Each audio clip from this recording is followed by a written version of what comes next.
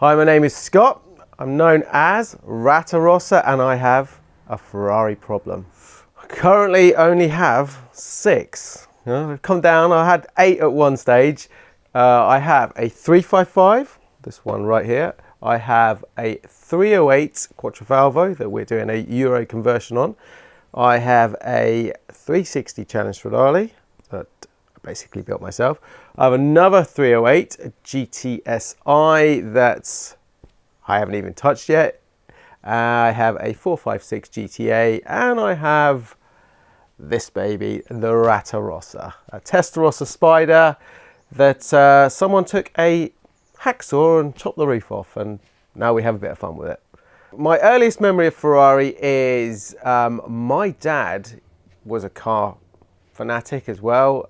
Never actually had a Ferrari. Had things such as MGBs that were mirror finished paintwork, but he always used to tell me about the Ferrari Dino. And fortunate enough to live quite near Maranello, Egham, so at weekend he would drive that kind of way, and I would say, Dad, please stop at Maranello. So I've always said if they use the DNA on the windows of Maranello, they will have my handprints there of a Sunday morning and my nose print on there somewhere.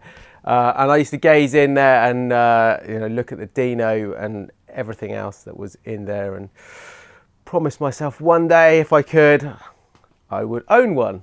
First car, well, I'm going to give you 2 answers here because I don't normally answer honestly and because it's too embarrassing, but my first car was a bright yellow Triumph Toledo with white Wolf Race wheels on it.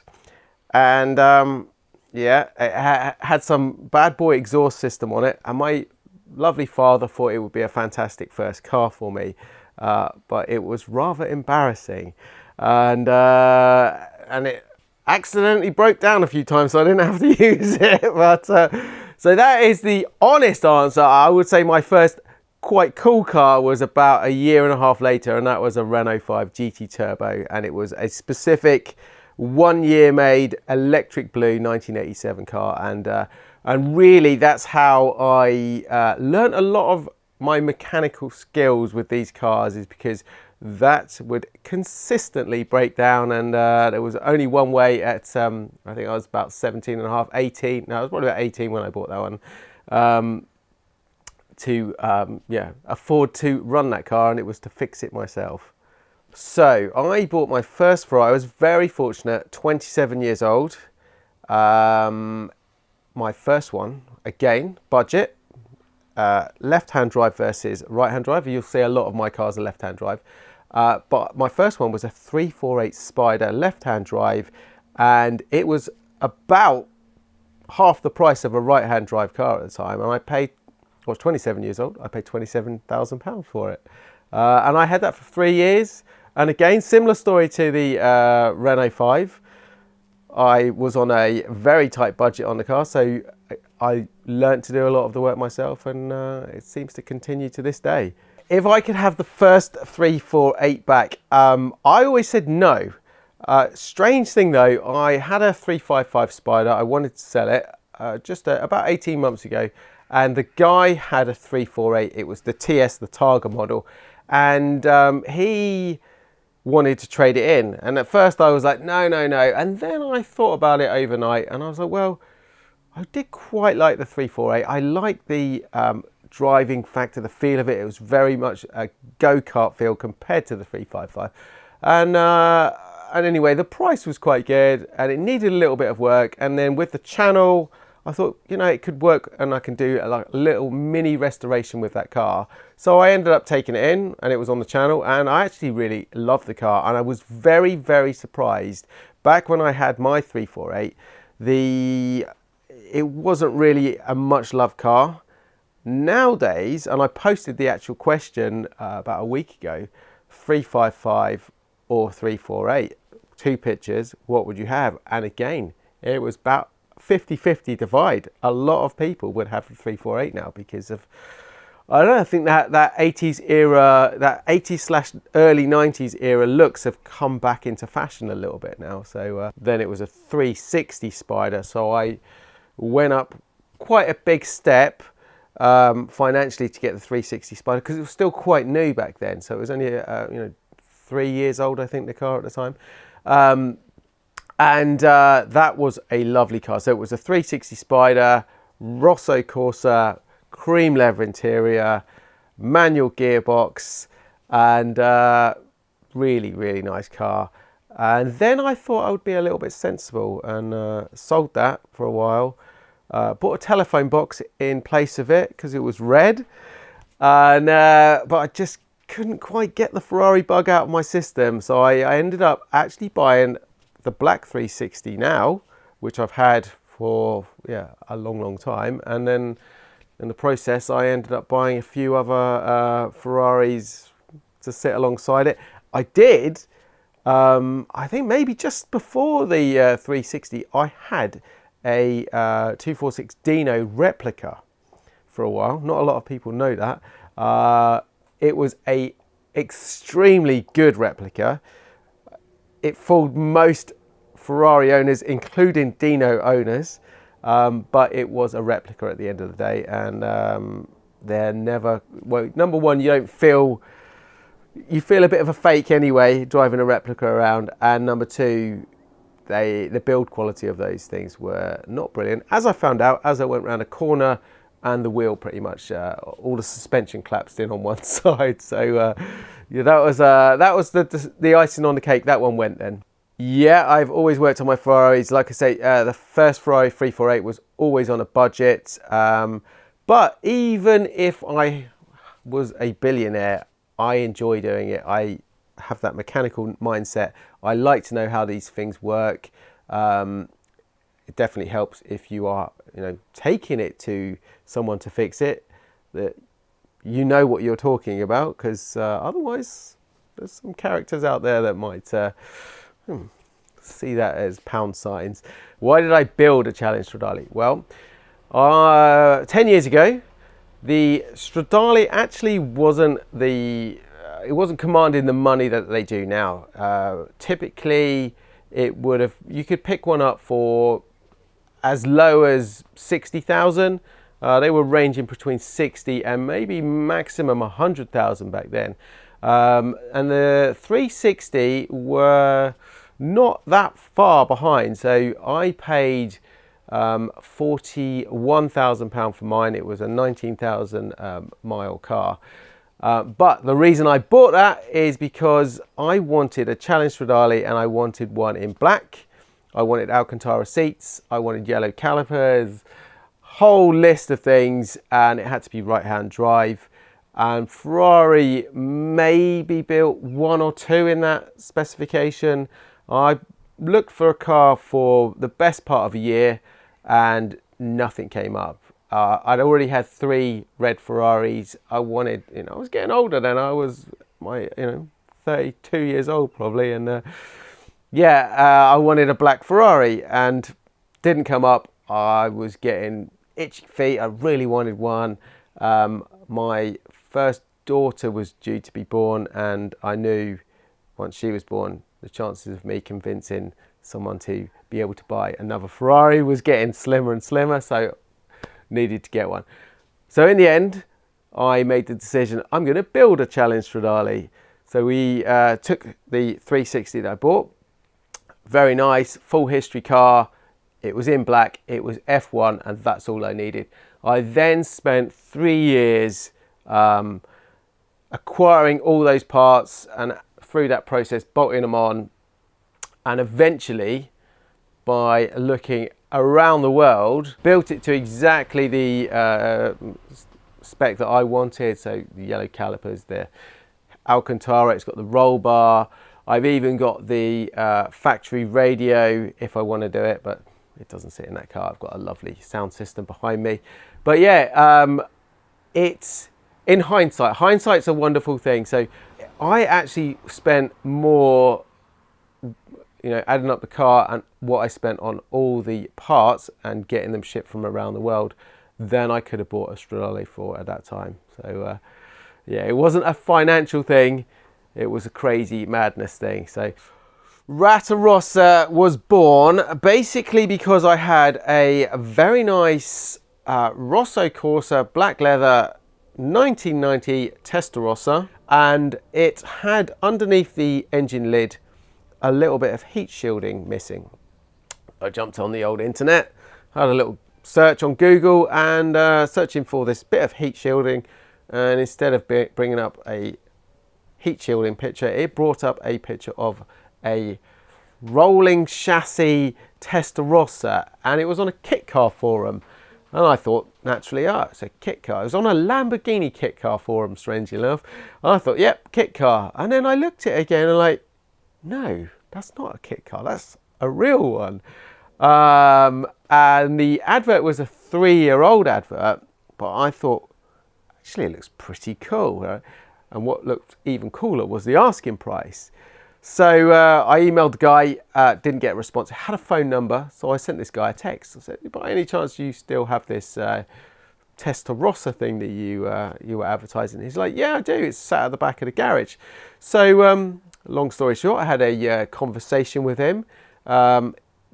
Confirmed it was a genuine Testarossa. Everything, well, it was about 90% complete. We had all the engine, we had all the gearbox.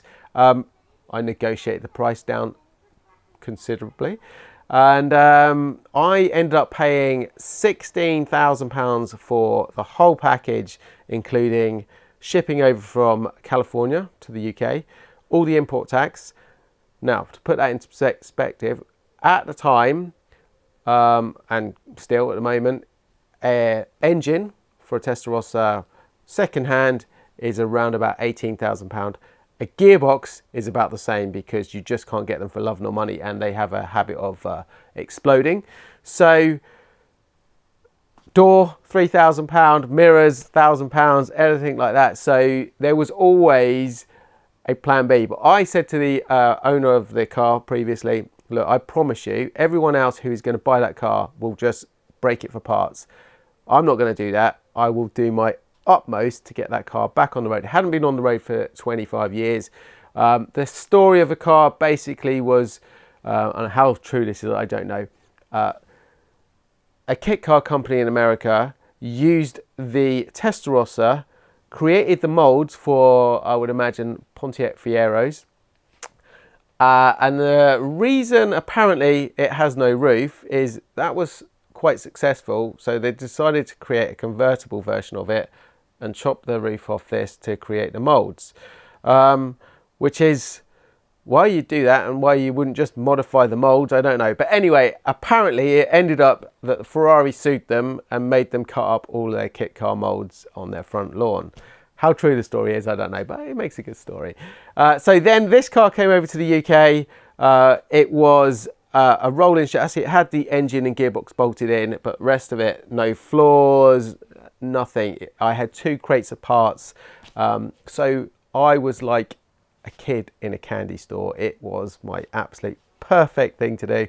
I had still had the 1990 Testarossa, so we used it as a blueprint, and I could look at wiring, where everything goes. I could look at, like I say, I had these 2 crates of parts with tiny little intricate parts that, you know, you don't know where they've come from.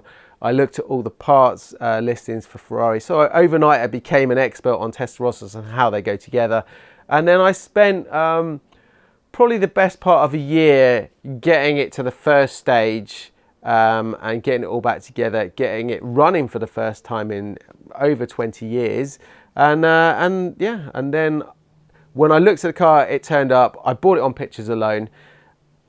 As you can see with this car, it would take a lot to make this car anywhere near pristine or, you know, a good condition Testarossa. So instead of doing that, we had fun with it. It was a cheap Testarossa, and we have created really probably the only world's ratty look Testarossa that sounds fantastic. The plan on this is to make it so it's pristine under the engine, and all the engine and running gear is all working perfectly, and leave it like this on the outside.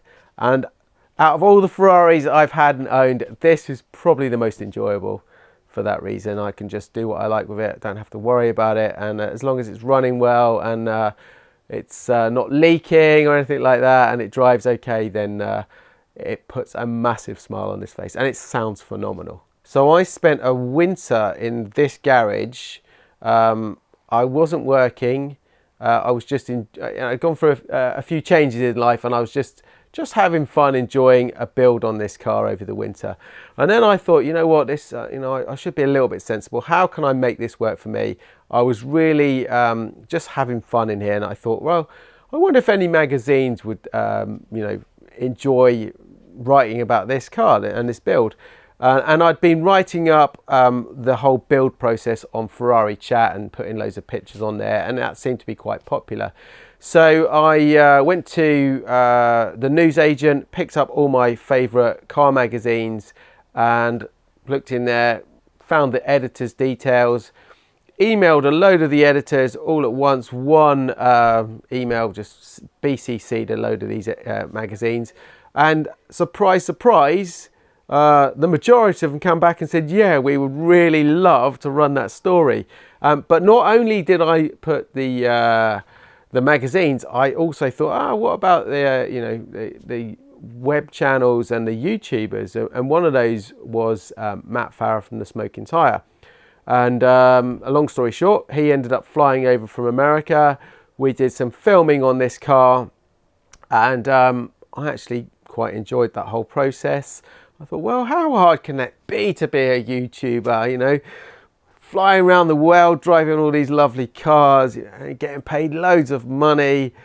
Simple. I'll just set up a camera and I'll create my YouTube channel. And what can I call it? Well, Matt had put out the video on this car, and obviously being Ratarossa. So the channel became Ratarossa because the original content was on this car. And then that stuck, and now I'm known as Ratarossa. So what can you expect to see on my channel? Well, it isn't, believe it or not, just Ferraris. Most of it is obviously my passion comes across on these cars. So it's changed a little bit. I started with like some technical side of things, how you fix things.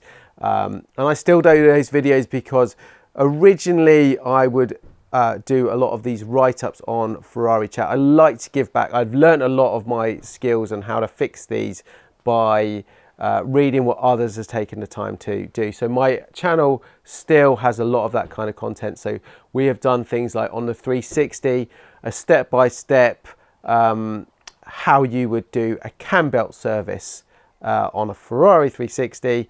Your grandma could actually do it now if they followed a step-by-step on my channel. We'll be doing things like that on the 355. I like to try and get people to drive Ferraris, use Ferraris, and people who have always been too scared to buy a Ferrari or any kind of dream car because they were so worried about the maintenance side of things and how reliable they are. I like to try and challenge that mindset and show that it can be done. So the nice thing from that is that I've had a lot of people that have come to me and said, because of what you've done and what you've shown us, I have taken that gamble and bought the dream car that I've always wanted and it was always too afraid to buy. So that's part of the channel. I also now do things like rolling restorations. We've got a 308 behind you that I will take some of these cars that haven't been run, such as the Testarossa here. 308 was a non-runner we bought in America, and we have taken that from a non-running car. It's running now. It was off the road for probably about 15 years, that car. I remember at the age of 10, Reader's Digest. My mum used to get this magazine called Reader's Digest, this little A5 thing, and on the back cover there was a giveaway of a Ferrari 308, and it was in the times of Magnum PI, who used to drive around this bright red 308. And so we didn't have a lot of money at the time, and I would beg my mum, go in for this competition. So it was a 308 or it was £25,000 in cash. Now, naturally, if we won the 308, we lived in not a very nice part of High Wycombe. Where we would have parked this 308, no idea. But, you don't think about that when you're, I think I was like maybe 10 years old at the time. So yeah, it started there. I love things. I love the design of them. Most of them have very nice, sexy lines. They sound great. They feel great. The reliability side of things maybe is kind of where my channel has come from, because you know, historically they're not the most reliable cars, but I don't know, they just give me that feeling, and I think they're great. I love them, and I would have probably one of every single one of them if I could, possibly, or maybe two, as I seem to have two of most of them at some stage. But what's the ultimate dream Ferrari? Well, I love my Stradale for the reasons I told you, that it's built and I use it every day. It's a daily driver, and it gives me a lot of entertainment, miles per smiles, I like to say. But my ultimate one, if I could have one, and I very nearly did once when they were, if you can consider, like £200,000 cheap. I was going to sell everything and buy one. That is the Ferrari F40. Now the difference, if I had an F40, I would use it. It would get used, it would get enjoyed. It probably wouldn't get used on a daily basis because they're not as usable as a 360, but it would certainly be out at least once a week on the roads, and no doubt I would probably maintain it myself as well.